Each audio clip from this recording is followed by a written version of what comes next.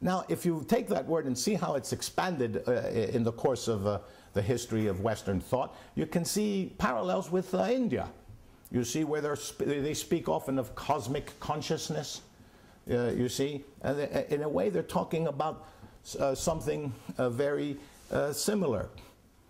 You see, they're talking about a kind of a guiding, governing intellect or intellectual structure to the world. Now, we know that tomorrow, I'm doing the workshop before my papers, and I'm trying my best to get as much valuable information in this lecture. I would have preferred if my Aristotle's concept of God paper were first and this today, but with Aristotle, we have a system of nature, and in the end, we see that the universe is teleological for Aristotle. But there are two kinds of teleology, and one could be called transcendent, and the other could be called immanent. You see, and so Heraclitus saw it as immanent. The word immanent, as you know, comes from maneo manere in Latin, which means inherent in, indwelling, inhering, in inhabiting, to live in or to dwell.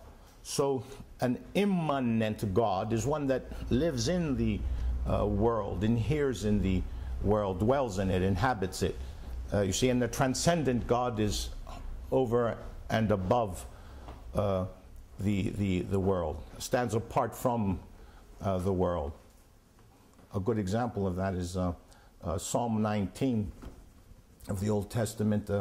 The heavens declare the glory of God, and the firmament showeth his handiwork.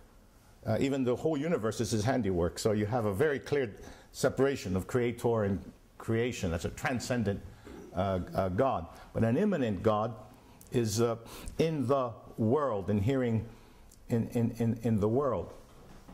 I remember the very first introduction to philosophy class I taught. I don't want to say how many decades ago. It's about 42 years ago.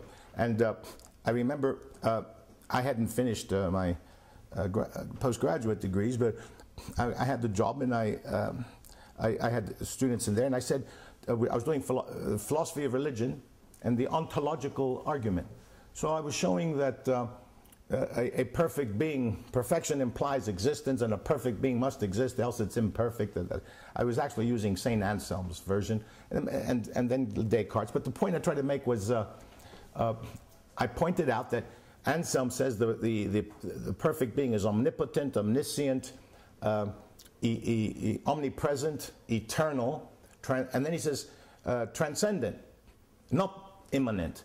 So I confessed to the class, and it's a good thing I did, and I followed that habit ever since, that I haven't figured out, I know that transcendent is supposed to be superior to immanent, and that's the answer, but I don't know why. So I can't see it, I can't explain it. And there was an elderly man in the room, because I was in my early 20s and everything, and he was a rabbi, and he was taking the course for kicks. I was at Brooklyn College of the City University of New York, a neighborhood there in Flatbush, Brooklyn, known as Little Israel. And the rabbi said to me, he didn't say it right away, actually. He was thinking about it. He said, that's a good question, and he's thinking about it. But finally he spoke up later, and he said, I think I understand why. He said, you know how they speak today of with science, man will conquer nature and become godlike through this, let's say, especially if he conquers death as well. And he says, if he conquers nature, and nature is God, then he's conquered God. But if God is something over and apart from his creation, if there's here's the creation, the clock, let's say the Swiss clock maker and the clock, because when they had the mechanical clockwork universe in the 17th century with the scientific revolution, they said the universe is the clock and God is the clock maker. So that's a transcendent God. You can dominate the clock, but you still haven't gotten to the maker. So that's why the transcendent God is stronger, a greater thing that can be thought, a more perfect concept. You see, so in a way the God of the West has always been dominated by this notion of trying to think of the ultimate, the optimum, the perfect being. you see. And Aristotle has his God transcendent as well. He's immanent in the sense that he attracts all action in the cosmos towards an end, towards a final cause. And this teleology, therefore, is not conscious, it's unconscious. And Kant had a great expression for that. He called it purposiveness without a purpose. Purposiveness without a purpose. See, so it's a kind of unconscious teleology. It's not consciously going towards an end, but it's still always developing as if it were conscious. Another Kantian expression, as if. Some thinkers have called Kant Aristotle reawakened. That's why, in a way, he's improved on some of these key notions, you see. So it's in that sense, then, that you have in Aristotle the notion that the logical structure of the cosmos is also purposive, and the whole thing is heading for a telos, you see.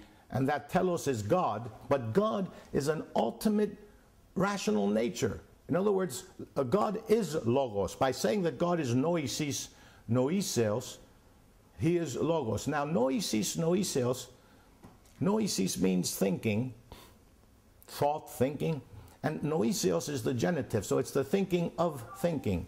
And why did he pick this expression? He says, God is intellect. He is nous. He is the thinker. But what is the object of his thought then? And he says, now he tries to use the doctrine of metaphysical perfection. Being the ultimate being, the perfect being, the object of his thought cannot be something inferior, something lesser. It would have to be also something ultimate, something ideal, something perfect. And then the only content of thought that could meet that description is himself. So God would think himself. And since he is thought, he would be thinking his own thoughts. Well, when people say a penny for your thoughts, right?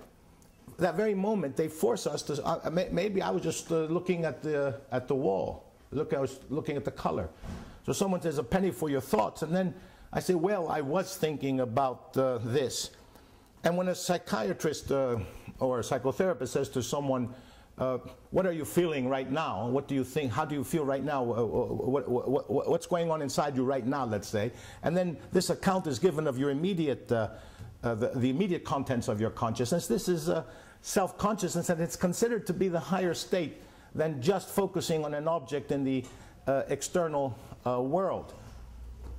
If the difference between a dog urinating and a human urinating would only take place, let us say, when the person says to himself, oh, I'm so glad I'm doing this, I really needed this now, or something.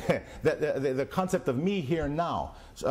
Someone could go to see the Acropolis for the first time, and if they're not paying attention to what they're really doing, they're just looking, then they're just perceiving in the normal way. But if they start thinking like, I've been waiting all my life to come here. One lady told me one time when I was up at the Acropolis, my husband died, I'm 82 now, I finally came here, and this moment for me is very special, very important. I should say that at that moment her thinking was on the highest possible level rather than just looking at objects, because she was somehow analyzing her whole life in the context of what this experience meant for her. So this self-examination is the highest form of thought, it is argued. And so God is supposed to be not just consciousness, but self-consciousness. It's an ultimate self-involvement and self-absorption. Now later, I'll mention this tomorrow in my paper, Aquinas deduces from that God does, think of the world and perceive the world. In the context of perceiving himself, it follows that he should also perceive the nature that he has created. A brilliant argument. It's been leveled against Aristotle that his God is an abstraction, a cold, inhuman God, who is only the unmoved mover, as if he's only a natural force, or almost a deus ex machina of a system of physics that requires an explanation for the first cause of motion.